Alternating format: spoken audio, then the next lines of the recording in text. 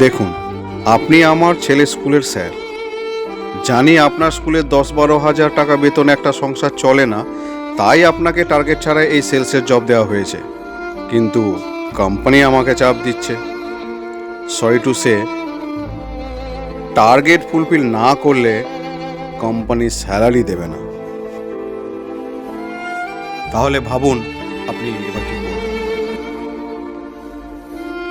সরকারি নিয়ম মেনে যেমন election duty, ভিএলও duty, child register করছেন, তেমনই স্কুলের সাথে রুটিন ক্লাস, পরীক্ষার ডিউটি, প্রশ্ন করা, খাতা দেখা এগুলোও করতে হবে, না হলে এসআইকে জানাতে বাধ্য হবে। ব্যারিকেড করে দেওয়া হয়েছে, তার ঠিক ওপারে যারা পার্শ্ব শিক্ষক রয়েছেন তাদেরকে আটকে দেওয়া হয়েছে। তাদের আজকে মূলত গন্তব্য ছিল অভিযান, মুখ্যমন্ত্রীকে ডেপুটেশন দেওয়া। মূলত তিনটে দাবি: এক, তাদের অবসরকালীন যে ভাতা অর্থাৎ ইপিএফ চালু করতে হবে; দ্বিতীয়ত হচ্ছে তাদের যে শূন্য পদ রয়েছে সেই শূন্য পদে দ্রুত নিয়োগ; এবং তৃতীয়ত হচ্ছে তাদের যে বেতন স্ট্রাকচার, সেই বেতন স্ট্রাকচারকে একেবারে ঠিক করতে হবে, রিকনস্ট্রাক্ট করতে হবে এবং বেতন বাড়াতে হবে।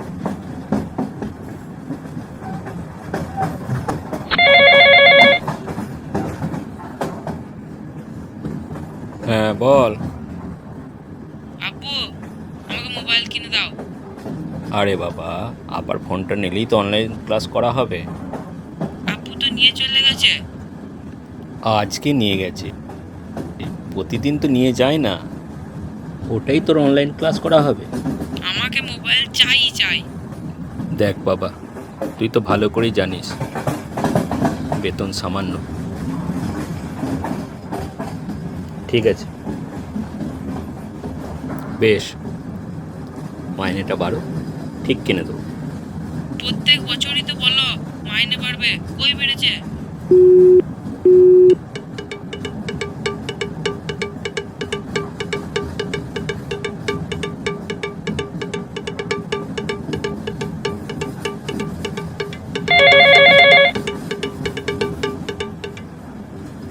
হ্যাঁ বলো।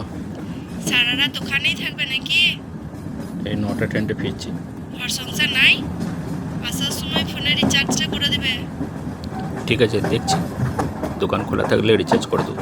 ইলেকট্রিক বিলটা দিয়েছ? সামনে মাসে কেটে দিলে বুঝে করবে।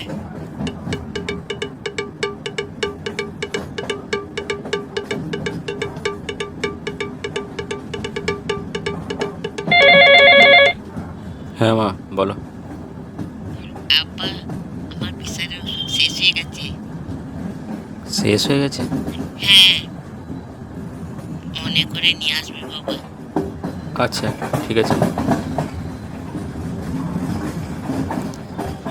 মাসের শেষ, পকেট এখন গড়ের মাঠ, কি যে করি।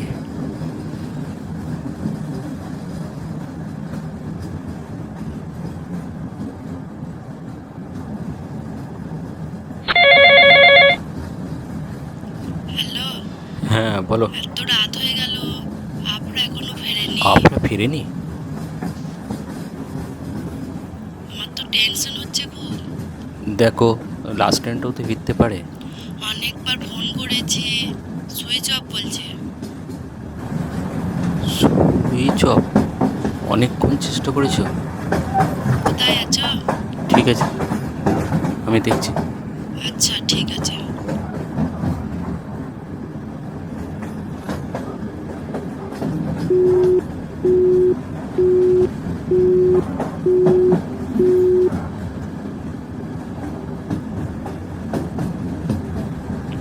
Subscriber is currently switched off. Please try after some time. इस समय संख्या का मोबाइल स्विच ऑफ है। कृपया थोड़ी देर बाद डायल करें। Switch off? মেয়েটার কোনো অঘটন হয়ে গেল না তো? দশমীর রাত থেকে নিখোঁজ নাবালিকার মৃতদেহ উদ্ধার ঘিরে ব্যাপক উত্তেজনা হুগলির জাঙ্গিপাড়া শ্রীহট্ট এলাকায়। স্থানীয় একটি ঝিলে নাবালিকার দেহ ভেসে ওঠে আর তার পরিবারের অভিযোগ ধর্ষণের পরে খুন করা হয়েছে। নাবালিকাকে উদ্ধার করতে পুলিশের সহযোগিতা মেলেনি বলেও পরিবার অভিযোগ করছে। দোষীদের গ্রেফতারের দাবিতে বিক্ষোভ স্থানীয় বাসিন্দাদের। ধর্ষণ, রেপ, না না, আমি কি ভাবছি? টার্গেট না করলে কোম্পানি স্যালারি দেবে। আমাকে মোবাইল চাই চাই চাই। না হলে এসআইকে জানাতে বাধ্য হবে। আব্বা আব্বা আমার প্রেসারের ওষুধ শেষ হয়ে গেছে আগের ধাক্কা শোধ করো। এত রাত হয়ে গেল আপনারা এখনো ফেরেনি। এবং বেতন বাড়াতে হবে। একাধিক বিষয় নিয়ে রাস্তায় নেমেছেন। সেই বিষয় বলা হয়নি। মাস্টার মশাই আজ মাচা দিতে পারবেন না কিন্তু প্রচুর হয়। নাবালিকা পুলিশের সহযোগিতা মেলেনি বলেও পরিবার অভিযোগ।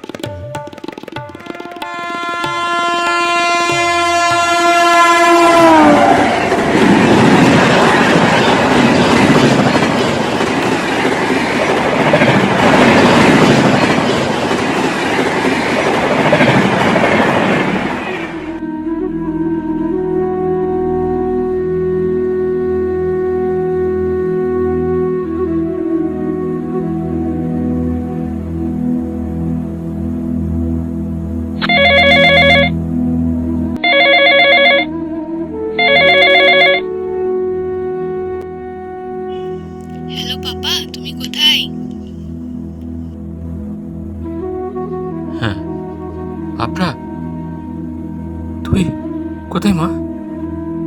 আমি বাড়ি ফিরছি। ফোনটা সুইচ অফ ছিল। ফোনে তো চার্জ ছিল না। আমি তো খুব চিন্তা করছিলাম মা। আর তোমাকে চিন্তা করতে হবে না। মানে আমি চাকরিটা পেয়ে গেছি পাপা। হ্যাঁ, তোমাকে আর সেলসম্যানের কাজটা করতে হবে না। তুমি শুধু স্কুলে যাবে। তুমি তো ভবিষ্যৎ তৈরির কারিগর। তুমি তোমার স্কুলের বাচ্চাদের এমনভাবে তৈরি করো যাতে সরকারের ওপর ভরসা না করে নিজের পায়ে দাঁড়াতে পারে। ঠিক আছে, তুই সাবধানে আয়। তুমি কোথায়? এই আমি ফিরছি, স্টেশনে আছি, সাবধানে এসো। যাচ্ছি।